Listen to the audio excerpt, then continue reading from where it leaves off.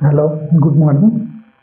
In this video, we will talk about one of the important world organizations, that is the ASEAN Group, and with perspective of the India, we will see the how the ASEAN is important for India and how the grouping will work for India's trade and in counterweighting with the Chinese market.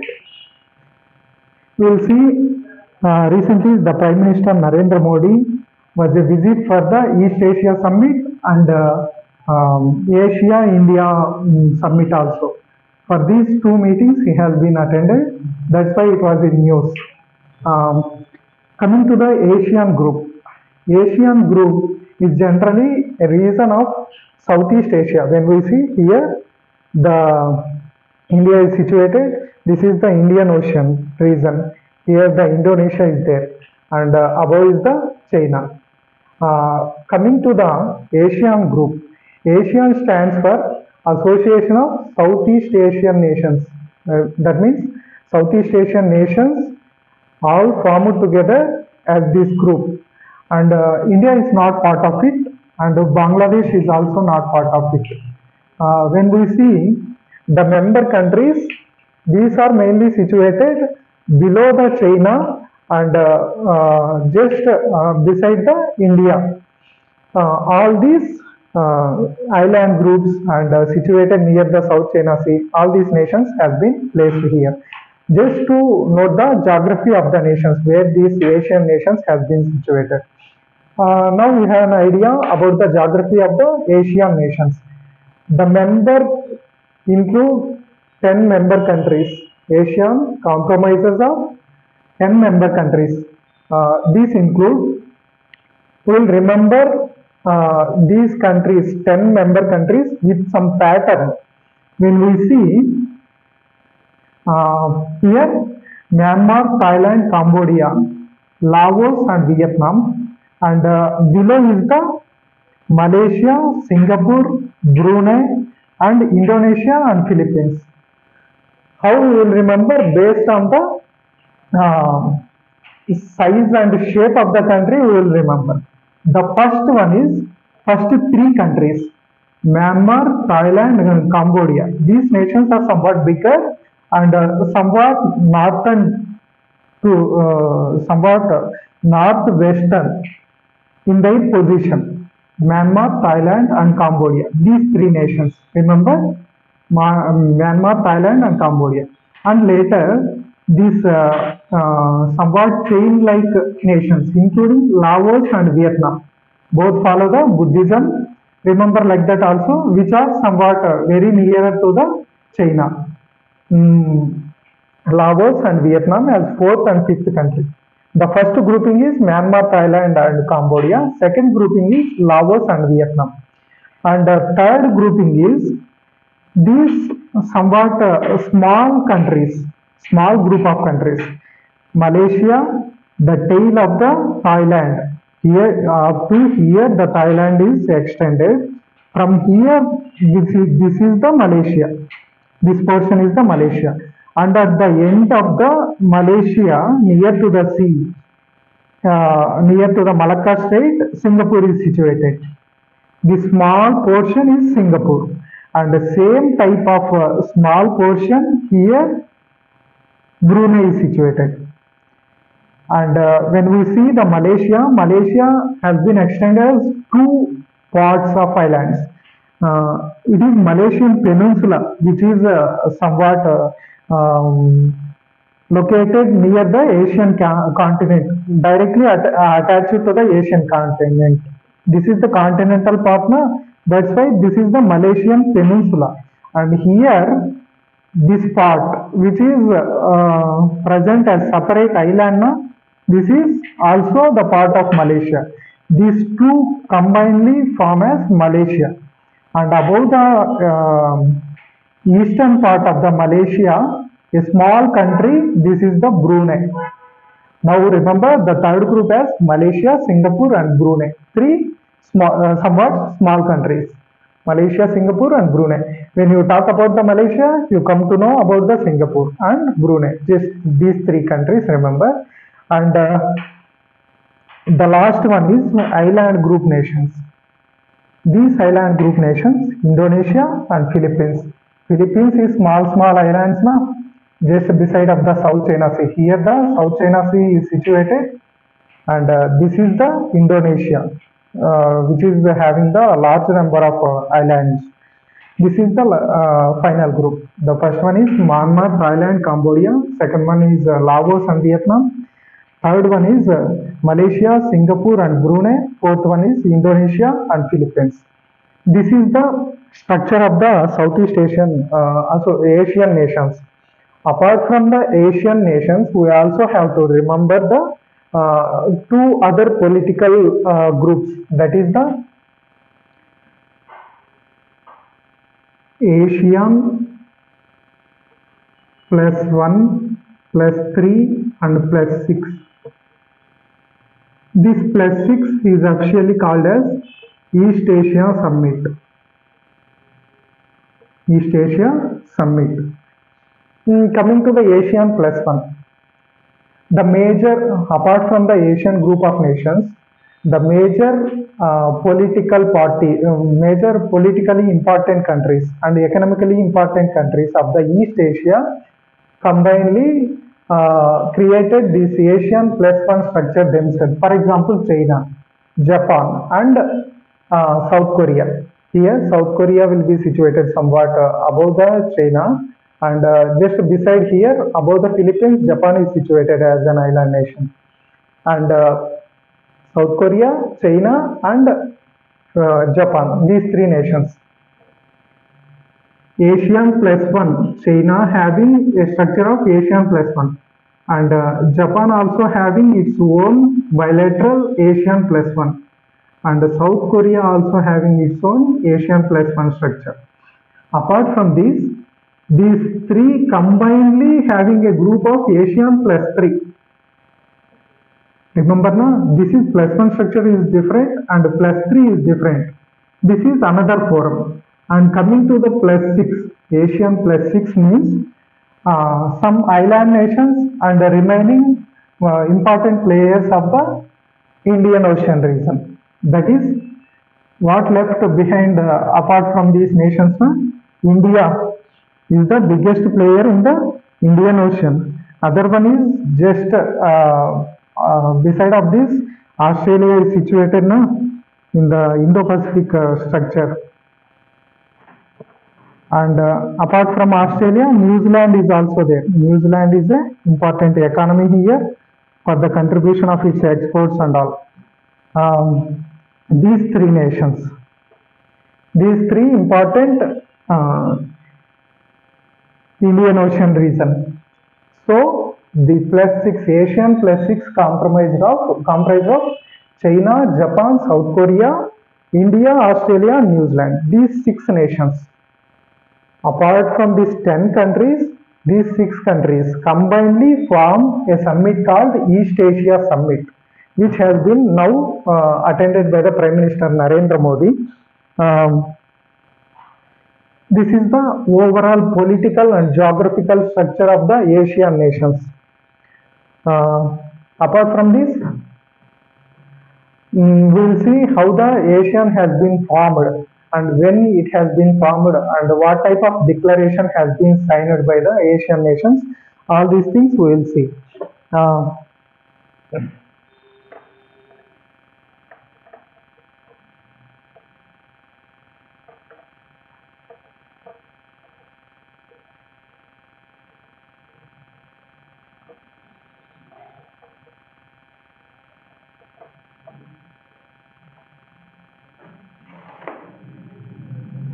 Coming to the Asian formation, it was first proposed in 1967 under the Bangkok Declaration.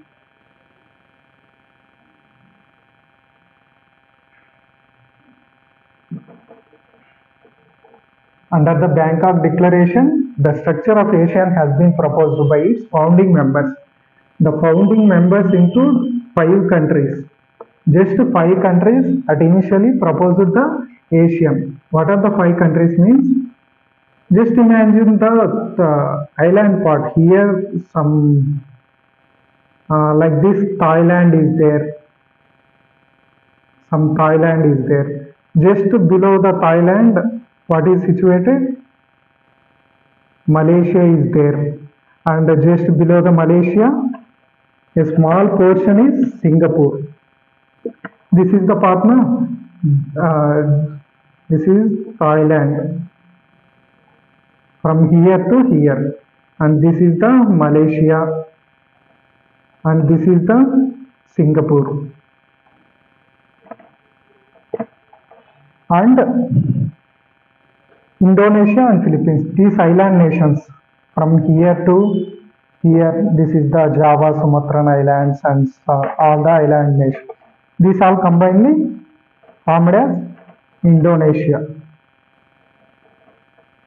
And apart from this island group, here some other island group is there, na? That is Philippines.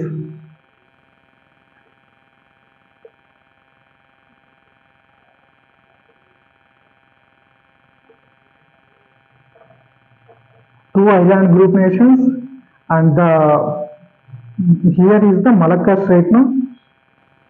The important trading pathway. The countries which involved majorly here the trade, na? When coming to the major trading, Thailand will come near to this, Malaysia also come, Singapore will come, Indonesia will also come. And coming to the Cambodia, Laos, Vietnam, somewhat far away, they will join later, just assume like that. And Philippines also somewhat near here to the, as a island nation, it has to, its goods and services has to pass this strait only, and any exports has to come this strait only. That's why for Philippines also it is a major strategic part. Just I am explaining it as a strategy. Why these group nations has come together and form a forum. That's why Philippines and Indonesia, two island nations, and Thailand, Malaysia and Singapore, these three nations combinedly proposed the Asian Forum under the Bangkok Declaration in 1967. 1967 means under the there some Cold War is happening between the capitalist economies and communist economies. Communist economy is led by the Russia, and capitalist economy is led by the USA. Here Vietnam is there. Vietnam has been somewhat divided into two parts, as north region and south region. South region is somewhat more liberal part of the Vietnam, which is somewhat helped by the USA type of nations. And north is communist type of thing, which is supported by the then USSR, now Russia. Russia supports the north part of the Vietnam. The north part of Vietnam follows communism, and the south part is liberalism. To spread this communism, Asian group has been formed initially, and later some other nations also joined. The first joined nations are 5: Thailand, Malaysia, Singapore, Indonesia and Philippines. Apart from this, later here just above the Indonesia, this also part of the Malaysia, na? Here Brunei is there, na? All these nations are come together, formed a forum, na? Why Brunei only left as a single nation? That's why it also given its access to join the forum. Later, in the year of 1984, it joined as a 6th member. In 1984, Brunei also joined the group. The Vietnam War started in 1955 and continued till the 1975 and onwards. It is the important for these nations when some Cold War and all happening. Then these nations combinedly form this forum in order to stay themselves stable and more freedom and more with the sovereignty of these nations without influence from the outsiders. That's why this forum has been formed at a crucial point of the Vietnam War time. Vietnam War is fought between the USA and the North Communist Vietnam. Now, 1967, five nations have formed as the founding members of ASEAN, and the sixth nation in 1984, Brunei has joined, and later in 1995, as the seventh nation, Vietnam has joined finally. And in 1997, two countries joined. These include Laos and Myanmar. Then the Myanmar is a military-led nation, not the democratic nation. Then it was controlled by the military. Then in final year of 1999, the remaining Cambodia has joined the group. Just in the 1999 itself, all the 10 nations have joined the group. First, five nations have formed under the Bangkok Declaration, then Brunei joined, then Vietnam joined. Just observe the geography of these nations. This was the Malaysian Peninsula, like this, here Malaysian Peninsula, and under the Indonesia, here the Philippines is there now. Just beside this, Cambodia is there. Above this, Laos, and just apart from it, Vietnam is there. Vietnam, Laos, Cambodia, and here Myanmar is there. So the joining of the nation happened like this. First these nations formed now, then from here it started with the Brunei. Then coming to the here now, Vietnam joined in 1995. Later Laos joined. Then Myanmar joined. Lastly Cambodia joined. Cambodia is somewhat inactive player. That's why Cambodia has joined as a last member. And Cambodia is also not a signatory of the India's Asian, some structure is there under the Asian India Investment Agreement. Under this agreement, all the Asian nations have been a part except the Cambodia. Here also Cambodia is somewhat inactive.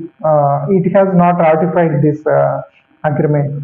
So we can say Cambodia is somewhat inactive nation in this group, just for the remembering purpose only, not that much inactive.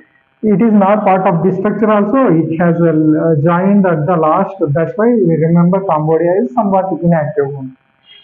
This is the thing with respect to the joining of the formation of the Asian group of nations. Coming to the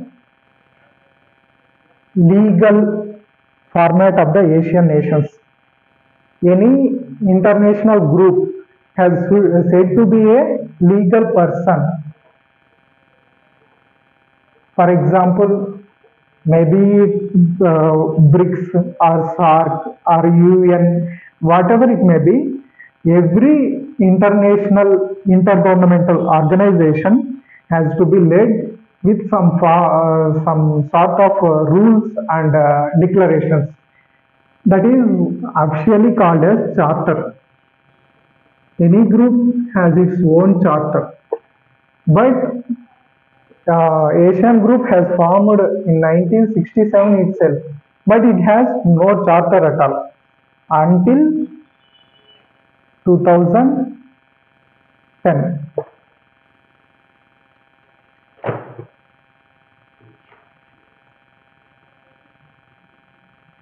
Sorry, until 2008. Until 2008, there was no charter for the Asian nations. For this thing, Asian has to be a legal person in front of the world. It has to be ratified a charter. No? For this, it has in the 11th summit of the ASEAN in 2004, it started discussions with the charter, and in 2007 it has proposed its first draft charter,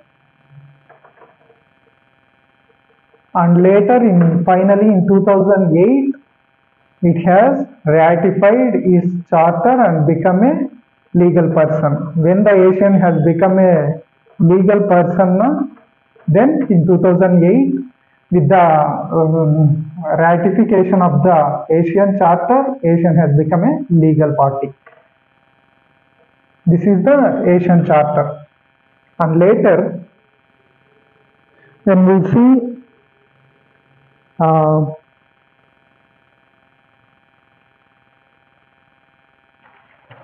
India's perspective of ASEAN, when we see the ASEAN and India, both has a structure, that is Asian India Forum. Recently, 21st Asian India Summit has been attended by the PM Narendra Modi in the year of 2024, just 2 days back. The now 21st Summit has been going on. India Asian Forum. This is some sort of structure. Apart from this, East Asia Summit also there. We already discussed in the East Asia Summit. India is also part of it. Or structurally we can say it as Asian plus 6 mechanism. It is Asian plus 1 mechanism like that of Asian plus 6 na East Asia Summit will include Asian members plus 3 East Asian countries, that is China, Japan, South Korea, and Australia, New Zealand, and India finally. This is the East Asia Summit members, 10 plus 6, total 16 countries. This is the two important forums that are important from the India's perspective. And apart from it, when we see why ASEAN is important for India, this is the major important thing. China has something called more expansionist policy, expansionism. China, from the starting onwards, has been exhibited this policy to dump its goods into the markets of the South Asian nations, and thereby expanding like that of things, and occupying the borders of the nations like that. It has been more stringent manner it has been done. Apart from it, it has some military policy called string of pearls. String of pearls. According to this policy, China has been developed some secret type of maritime positions where from it can encircle India. It can encircle India and become threat for the India's sovereignty. When we see India is situated here, just imagine string of pearls.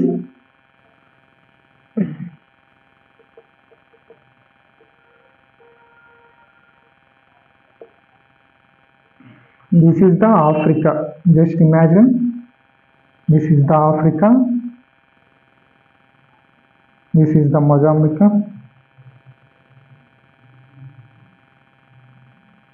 This is the Djibouti. Here Djibouti is there. This is the Horn of the Africa. It is Gulf region.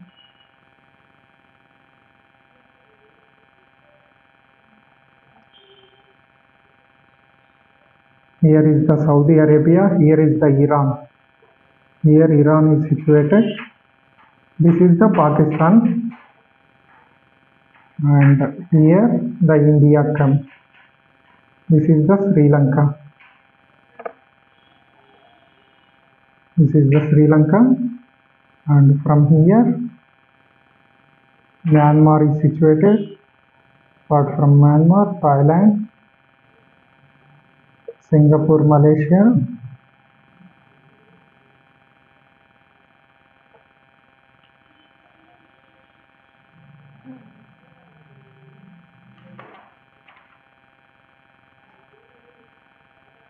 here Indonesia is there,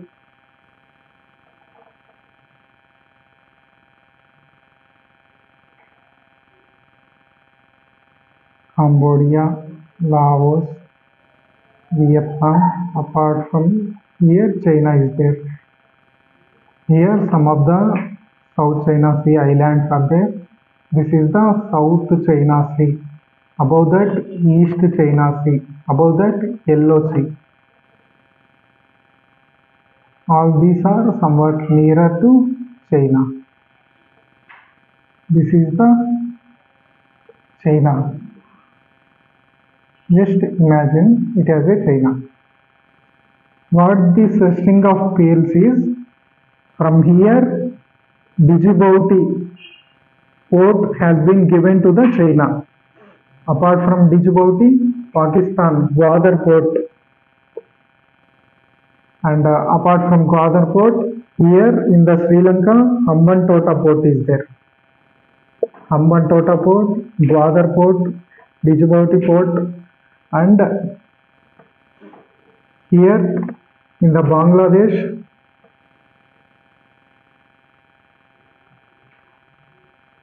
and Myanmar. Myanmar Sitaway port is there. Here Chittagong port is there. And apart from this, finally this one. And for here some island of Myanmar is there. That is the Phoka Island. Here also China has some positions, military bases. These are the military bases has been leased or somewhat occupied by the China. When we see the positions of this, here from Pakistan onwards, some project is going on. That is the China-Pakistan Economic Corridor, or in the formal way, it is the BRI. That is the Belt and Road Initiative of the China. Now, China will encircle in India. The major India exports oil from here, from the Gulf nations, and from here some vegetable oils and all come from here Indonesia and all. Important trade happening here and here also. What China will do, it will encircle it and made it inactive in some ways. When we see here, Djibouti is there, no? From Djibouti and Gwadar to Hambantota, and Gwadar to Pakistan onwards, it will land route also, it will go to the China from Pakistan. And from here to Chittagong to Sitaway port to Phoka Island of the Myanmar, and from here to South China Sea Island. Like this, it will encircle India. Just see the line, black line. From here it will start and it will encircle in India in a very strategic position. This is the major worry for the India's military base, and in the Indian Ocean also. If tomorrow China wants to war with India, it will become big threat for India. This many ports China having. For this, India has come up with a counter mechanism, that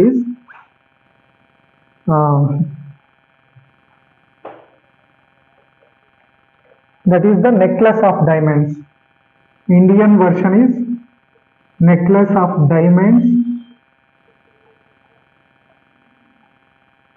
garlanding China. Garlanding China. How it will garland China means, let's see. In the Iran, Charbahar port is there now. It is India's leased port, Charbahar port. And Charbahar port, here Seychelles Island are there now. Here Assumption Islands has been given to the India. Now India has Charbahar port and Assumption Islands. Apart from it, in the Indonesia, Sabang port has been given to the India. And Sabang port, and near the Malaysia, near the Singapore, Changai port is there. Changai port. And here Vietnam also has given some port. So Vietnam port. And Japan has also given some port. Here the Japan is there. Above the China, Mongolia has some strategic of the India's things. Like this, Mongolia, Charbahar port of Iran, Assumption Islands, Sabang port of the Indonesia, and Chiang Mai port of the Singapore, and Vietnam port, and Japan. Like this, India will make a type of garland around the China, so that it can have a counterweight mechanism for the China. This is the whole strategy, how the China and India indirectly have some positions. Like this, in such a geopolitical manner, India has strong base in this region to contain the China. Just these nations are situated below the China, and these nations always have some issue in the South China Sea because of the Chinese military's aggressive policies. For that things, India has been actively involved in a policy called Act East policy. Act East policy from the 2015 onwards. Before that, after the 1991, when the Narasimha Rao was the PV Narasimha Rao was the Prime Minister, then India proposed a policy called Look East policy. I mean priority to the East nations. Look East policy. After that, in 1992, India has become dialogue partner for the ASEAN dialogue partner.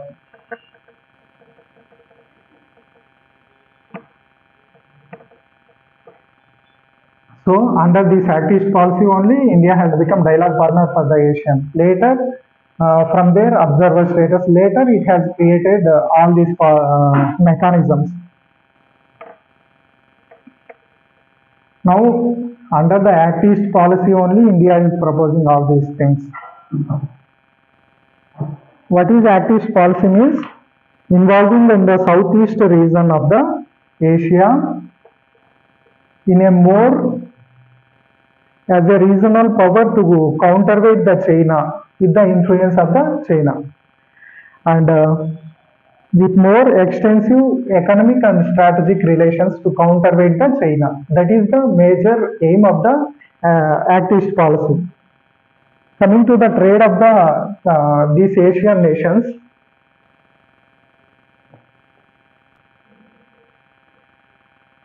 apart from the Act East policy, this is the strategic perspective.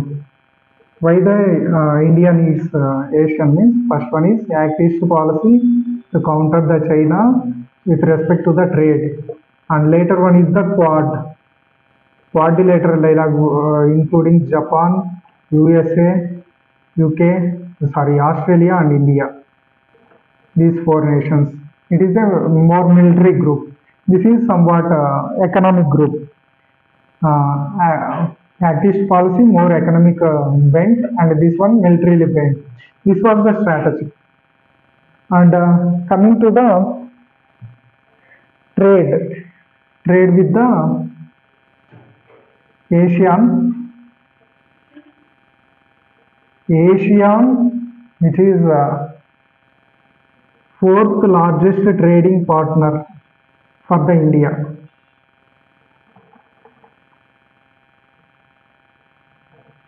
For the India, Asian is the fourth largest trading partner with 131 billion US dollars.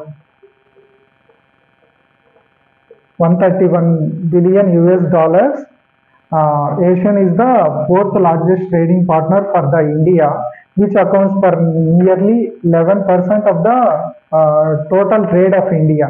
That much big trade happening between the Asian and the Asian nations and the India.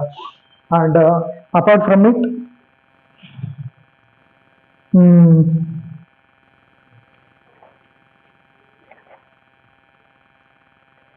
India-Asian FTA. This is with regard to the trade. Next, in these Asian nations, Indonesia is the largest contributor in this $131. $38 billion only trade happened between the India and Indonesia.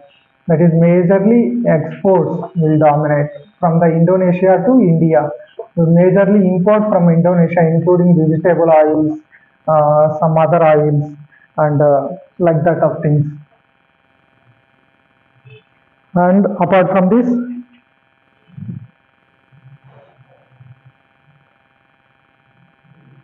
Asian-India FTA, Free Trade Agreement. This has been done in three parts. First one is with respect to the goods, and second one is with respect to the services, and third one is investment.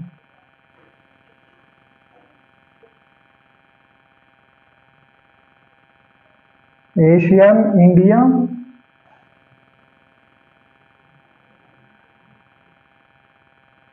Trade in Goods Agreement, AITGA.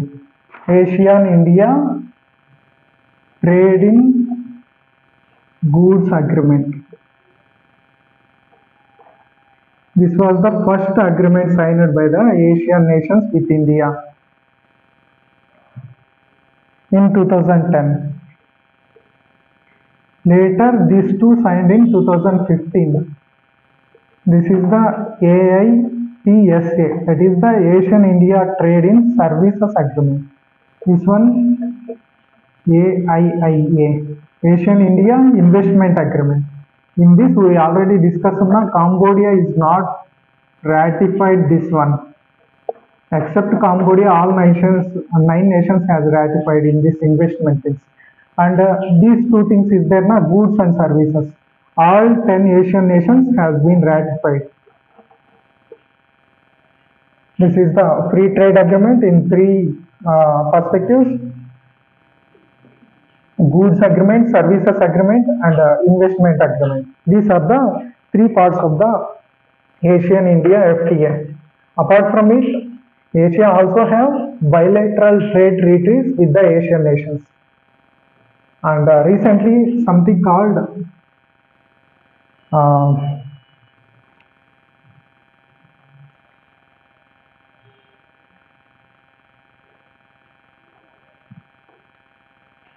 let's move it apart. And India-Asia Summit, 21st Asian-India Summit has been happened. In that, some of the outcomes include India stressed its collaboration in the creating of the DPI, that is the Digital Public Infrastructure. What is this digital public infrastructure means? The digital infrastructure for the public that include identity type of thing, and some other commercial type of thing, and some other also include payment mechanisms. This include UPI of the India. This include Aadhaar of India. This some other third party trading, like that of thing. India has been key player in this UPI and Aadhaar system in the world with its digital infrastructure. That's why it is supporting for the Asian nations in helping in creating the digital public infrastructure for the Asian nations. ASEAN has something called Asian Master Plan for Asian Digital Master Plan for 2025, this goal, and second one is Asian Digital Master Plan for 2030. For this, India has already contributed a lot. For this, Asian nations have somewhat given thanks to the India for its contribution, and India also involved for this master plan. Also, India has given its agreement to creating the digital infrastructure. And next thing is